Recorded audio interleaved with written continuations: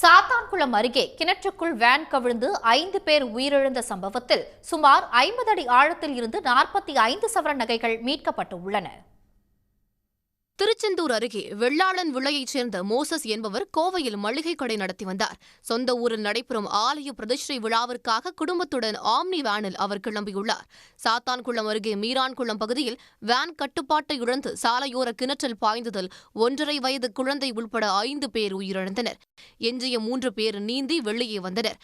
Van மீட்கப்பட்டதைத் தொடர்ந்து பல மணி நேரம் போராடி உடல்களும் மீட்கப்பட்ட நிலையில் கிணற்றுக்குள் நகைகள் கிடப்பதாக உறவினர்கள் கூறியுள்ளனர்.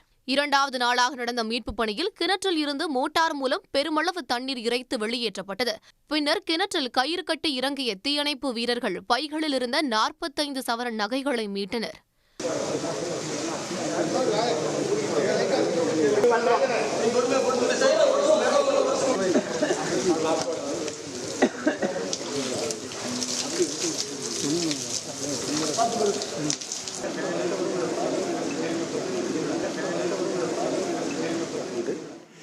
மாவட்ட ஆட்சியர் இன்று காலை தொலைபேசியில் தொடர்பு கொண்டு 2 பைகள் கிணற்றுக்குள்ளேயே விழுந்து விட்டதாகவும் அதில் வேல்யூபிள் பொருள் இருக்கிறதாகவும் சொன்னாங்க. அதை போய் நம்ம ஸ்கூபா டைவிங் பணியாளர்களை வச்சு அதை எடுத்து கொடுங்கன்னு சொல்ல பேரில் அவர்கள் கூறியது போல் 2 ஒரு ஹேண்ட்பேக்கும் ஒரு பையும் இருந்தது. அதிலிருந்து சுமார் 45 பவுன் நகை பொருட்களை சம்பந்தப்பட்ட அவர்களிடம் சாத்தான்குளம் போலீசார் முன்னிலையில் ஒப்படைக்கப்பட்டது.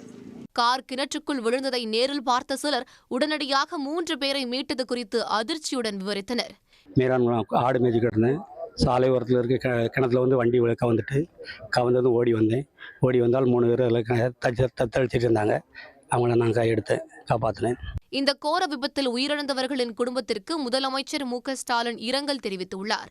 தலா 3 லட்சம் ரூபாய் வழங்கவும் அவர் உத்தரவிட்டுள்ளார். நெல்லை அரசு மருத்துவமனைக்கு நேரில் சென்ற திமுக எம்பி கனிமொழி உயிரிழந்தவர்களின் உறவினர்களுக்கு ஆறுதல் தெரிவித்தார்.